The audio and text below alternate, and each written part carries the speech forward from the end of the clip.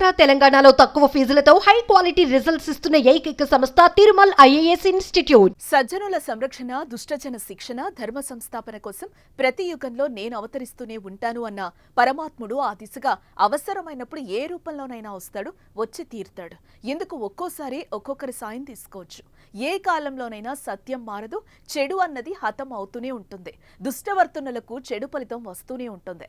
ఇది సత్యం, ఇది కర్మ సిద్ధాంతం. అయితే ధర్మానికి విఘాతం కలుగుతున్నప్పుడు చోద్యం చూడకుండా పదుగురిలో చర్చకొచ్చేలా చేసి ధర్మ పరిరక్షణకు తొలి ప్రయత్నంగా మానవులై ఉద్యమించేలా ఎవరైతే నడుం బిగించే స్ఫూర్తి రగిలిస్తారో వారే ఉత్తములని ధర్మశాస్త్రాలు ఉద్బోధిస్తున్నాయి.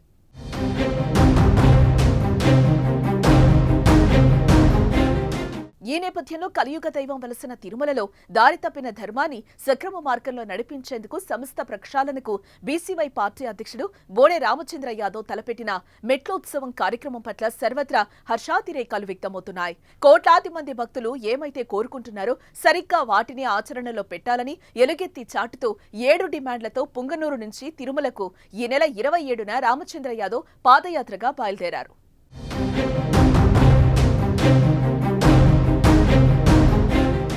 పుంగనూరులోని హనుమంతరాయ దిన్న వీరాంజనేయ స్వామి ఆలయం వద్ద నుంచి శుక్రవారం ఉదయం 9:15 ఈ కార్యక్రమం ప్రారంభమైంది. ఈ కార్యక్రమానికి దేశంలో ప్రఖ్యాత ఆధ్యాత్మిక ప్రముఖులు, గురువులు, పీఠాధిపతులు నేరుగా హాజరు కానుండడం విశేషం.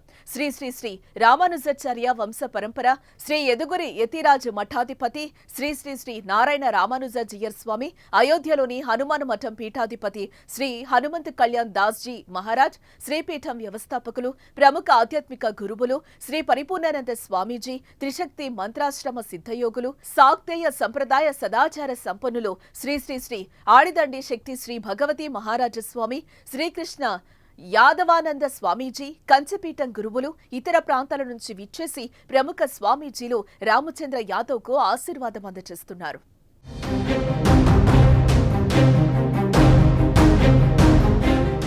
ఏడు డిమాండ్లతో ఏడుకొండలవాడి చెంతకు వెళ్తున్నారు రామచంద్ర యాదవ్. తిరుమలలో జరిగిన అపచారాలు, అవినీతి, అక్రమాలపై వెంటనే సమగ్ర విచారణ జరిపి 100 రోజుల్లో దోషులను శిక్షించాలి. టీటీడీ మండలి నుండి పరిపాలన వరకు పూర్తి ప్రక్షాళన, పాలక మండలిలో రాజకీయ, కార్పొరేట్ శక్తులకు చోటు కల్పించకూడదు.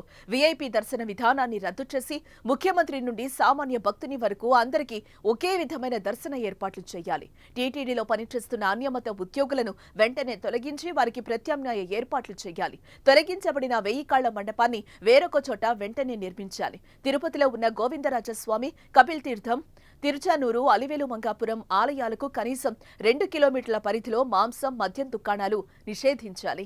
తిరుమల ఆదాయ వ్యయాలపై ప్రతి 3 నెలలకొకసారి ఆడిట్ నిర్వహించి నివేదికలు ప్రజలకు అందుబాటులో ఉంచాలి. తిరుమలలోనే గోశాల ఏర్పాటు చేసి తద్వారా సొంతంగా డైరీ నిర్వహించి ఆ నెయ్యిని మాత్రమే స్వామివారి ప్రసాదాల్లో వినియోగించాలని తిరుమల పరిరక్షణ పాదయాత్రను కార్యక్రమానికి శ్రీకారం చుట్టారు.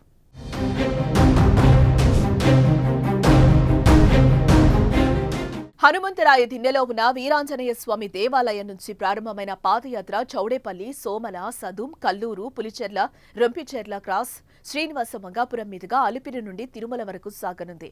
ఈ నెల 30/9/2024 ఉదయం 9:15 అలిపిరి నుంచి తిరుమల మెట్లోత్సవం జరగనుంది.